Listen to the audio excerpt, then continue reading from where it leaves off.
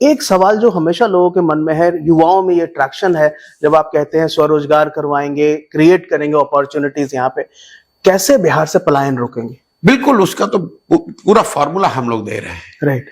जो हम लोगों ने अध्ययन किया यहाँ पर कि पलायन को पहले आप समझिए कि पलायन सिर्फ श्रम का पलायन नहीं है, जो लोगों का पलायन है ये आपको दिखता है, उस पर चर्चा होती है। लेकिन बिहार में श्रम का पलायन इसलिए है क्योंकि यहां से बुद्धि और पूंजी का पलायन है, जो कि श्रम के पलायन से बड़ा है। राइट।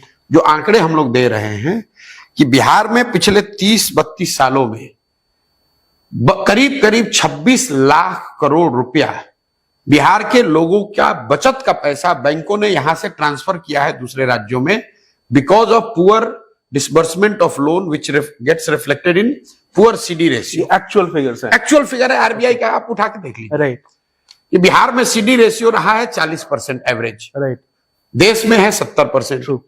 तो अगर पिछले साल मान लीजिए कि 4.5 लाख करोड़ रुपया बिहार में जमा हुआ, 2,80,000 करोड़ रुपया यहां इन्वेस्ट होना चाहिए था, लोगों को लोन के तौर पर मिलना चाहिए। Because of poor CD ratio we got only 1.6 lakh crore. बाकी पैसा कहां गया? बाकी पैसा चला गया दूसरे राज्यों में। जब भी बिहार में उद्योग धंधे और स्वरोजगार की बात होती है तो हम लोग बात करते हैं कि कोई आकर फैक्ट्री लगाए, राइट, कोई 5-10 हजार करोड़ का इन्वेस्टमेंट करे। आप अंदाजा लगाइए कि पिछले साल दूसरा आदमी इन्वेस्टमेंट करे, छोड़िए, बिहार की जनता का अपना, बिहार की गरीब जनता का बचा कर रखा हुआ बैंकों का 2,80,000 करोड़ रुपया आपने ट्रांसफर कर दिया दूसरे राज्य में। और ये पैसा कहां गया? ये पैसा गया आंध्र प्रदेश में, तेलंगाना में, गुजरात में, महाराष्ट्र में, तमिलनाडु में, केरल में। वहां पर सीडी रेशियो कितना है? 90, 95, 100, 105।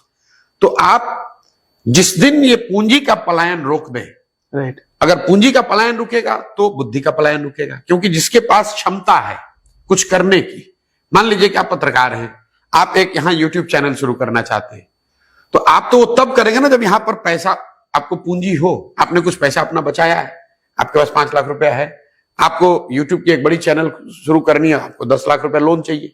वो लोन नहीं मिलता है तो आप यहां से माइग्रेट होकर चले जाते हैं नोएडा, या आप चले जाते हैं बॉम्बे, वहां पर वो चैनल चलाते हैं।